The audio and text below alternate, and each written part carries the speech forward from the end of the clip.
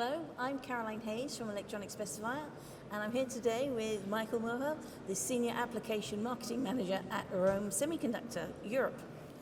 Good morning, Michael. Good morning. Nice to see you. Pleasure also on my side. Thank you. So at Electronica this year, there's a lot of automotive-related announcements, of course, and Rohm has introduced some devices for automotive. Right. So I'd like you to tell us a bit about the next step for more sustainable and green voltage generation that you've been talking about on your stand. You already said it there. on the electronics fair this year, we can see a lot of sustainability, a lot of topics regarding green energy. And we are doing also some parts, or we are offering some parts in this direction. New developments for switching regulators, as well as for LDOs, what we are talking about today. And we are moving into a green world here. Okay, driven by Rohm. Yeah, it's Rohm, Yes. with a lot of innovation. That's good. So before we get into the chips, there's two technologies that I'd like to explore with you. QuiCur and NanoCap, have I said those correctly? Yes, QuiCurrent. QuiCurrent, Yeah, okay. and NanoCap. Great. So at the end of the day, it's a new technology of error amplifiers in the DC-DC regulator world. Okay, great. So that's QuiCurrent. The QuiCurrent. QuiCurrent Okay. is it's a technology for error amplifiers for switching regulators. What we are doing there, in contradiction to the traditional solutions, we are splitting up the error amplifier into a slow path and into a fast path. This gives us the opportunity to change the error amplifier in such a way that we can reduce in a significant way, in a much greener way, the request of external capacitors on such kind of regulators. QuiCurrent is a technology which is used for these SMPS, for the DC-DC switching regulators. And here we will be able to reduce the output capacitance in a factor of up to 4. Oh. Means instead of using their 4 times 22 microfarad, we are just using their 1 times 22 microfarad. Right. This with the same performance or even better performance in terms of transient load responses. Okay. Oh, that's great. Yeah. Now, one example of this is the BD9S402 MUF. Right. See? Got it? Okay. Right. This is the first product what we Right. are offering there. So the first in the roadmap Yeah. that's been launched. So what applications is this suitable for? Where's this going to save us?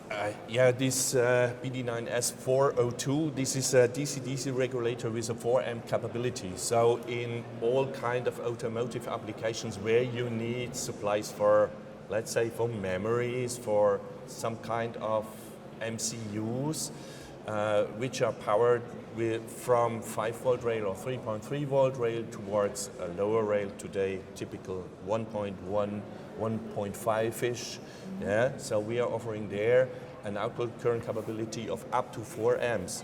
So this is a nice DC-DC regulator, and you can run it if you want with an output capacitance of just down to 1 times 22 microfarad. Okay, that's great. Is this in volume production now? This is already in mass production. We announced this product a few weeks ago, if I'm right, into the market. And we have there also some successor devices which will come up in the next quarter. Okay. So it's named BD9S303. All right.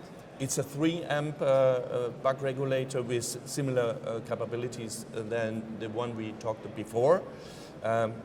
Nice product portfolio, and we will continue to extend it with these kind of technologies. Well, that's good. It's good to hear. We'll keep our ears out for those. Now, there's been activity, you mentioned LDOs. Yes, as LDOs, it's also very important. Yeah. They are providing contradiction to the switching regulators, a more quiet supply voltage, but they are not offering that much current as the buck regulators can do. Okay. So, NanoCap technology, how does that fit in? NanoCap technology, I would say it's very similar technology than the QuiCurrent technology. It is named as NanoCap because you can reduce the output capacitance from microfarads down to nanofarads. So means our plan was to reduce the requested output capacitance of typical 1 to 4.7 microfarad down to 100 nanofarads, so that you can use the decap of your load as the output capacitance. This would have a massive impact in the purchasing part of our users, of our customers, because these 1 microfarad capacitors, they are requested in huge volumes all over the world in massive applications. So yeah, the world market, I would say, it's empty. Great. And this is a proprietary technology for Rohm being developed by yourself? Okay. Yeah, it's a technology. I would say it's almost the same technology than the QuiCur technology, but it's used for this NanoCap, and we were just looking for another name, another brand, which is then well accepted on the market to just generate momentum. That's right.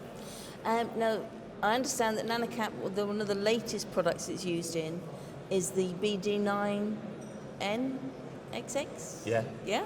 Have I got it right? 9NXX. This XX stands just for the output voltages. You can have it with fixed output voltages, then it starts with 5, or if you want to have there 3 volt output or 3.3 volt output, then it has a 3. And if it's a 0 there, then you can adjust the output voltage via resistor divider.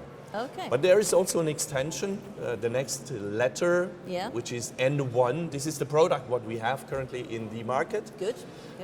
This is a 150 milliamp LDO, which we have at the moment. As I mentioned, in the market, you can supply it with high input voltage, typical car battery. 12 voltage means the input voltage range goes up to 42 volts. Okay, great. So that was my next question.